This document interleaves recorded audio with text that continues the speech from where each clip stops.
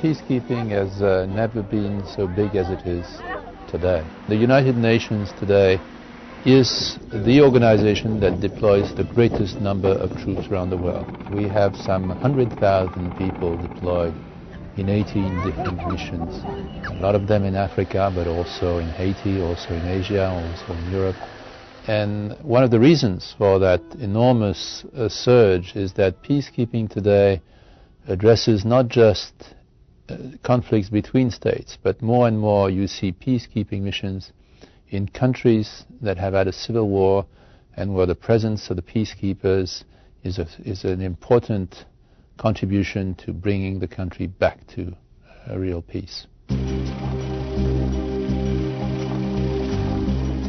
Peacekeeping was really invented by people like Ralph Bunche and Daga Marchand.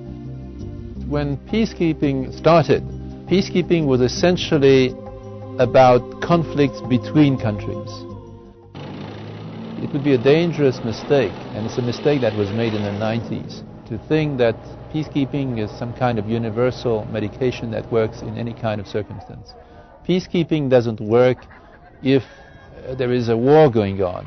Peacekeeping works. When you see where countries like Cambodia, like Namibia, like Mozambique, like Salvador are today and where they were in the early 90s, you see that peacekeeping definitely has worked. The way we approach peacekeeping today is to be active on several fronts. Of course, the military front, but also the police front, because one has to make sure that there is law and order in the country. The political front, because one has to consolidate a political process. And the broader effort of reconstruction and development, because we see that without peace building, without a real effort to help people have a more normal life and escape the scourge of abject poverty, any peace will be fragile. We more and more are present in situations where it's a very fragile peace, where a lot of the actors are non-state actors. They can be militias with a rather weak or non-existent chain of command.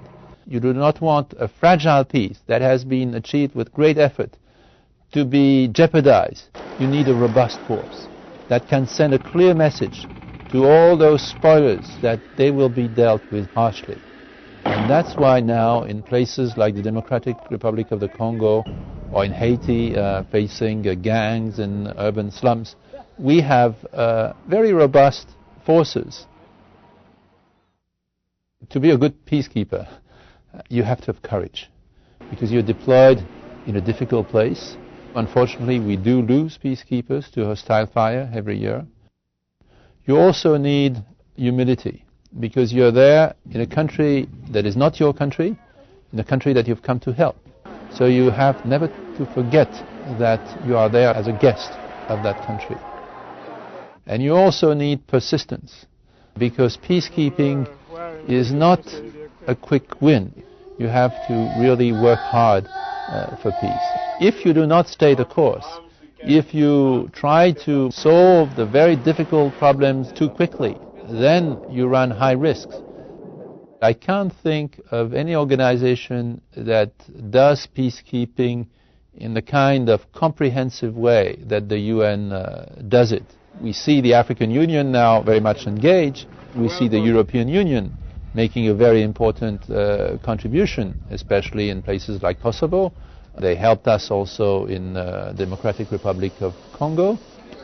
We see NATO engage on the military side in a country like Afghanistan. But the comprehensive effort linking all aspects, I think only the UN really does it.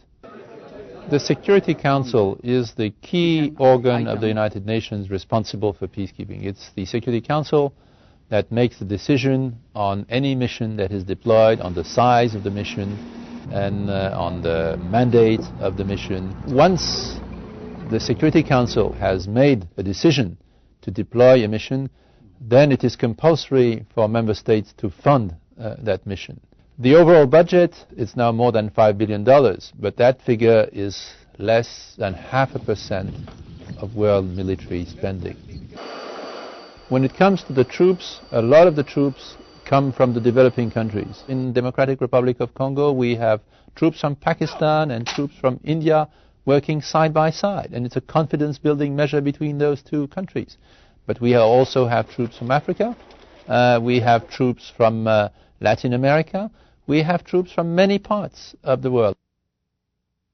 In recent years, we have made real progress in a number of places. When I see the Democratic Republic of the Congo, which just a few years ago was occupied by several countries, was divided in two, where millions of people were dying. In 2006, could have free elections. That now it can really focus on development. This is a major transformation. Liberia, it's another illustration of a place that was really devastated by conflict. By deploying a strong force and an effort where we address also the development needs of Liberia, today you have the real possibility for the first time in many years for Liberia really to consolidate itself as one of the democracies of West Africa. You have the first woman president of Africa, elected in a transparent election, and we see that in many situations women can play a major role in rebuilding the peace. So to have women peacekeepers gives a good example, because it means that we can really help empower the women in the countries where we're deployed. The United Nations is the only organization that has the universality of really bringing the whole world together. There are few activities in the world today where you see people coming from poor countries, rich countries, from Africa, from Asia, from Europe, from the Americas, and they are just united around one single goal. It's really the whole world coming together with no other agenda but serving the Charter of the United Nations.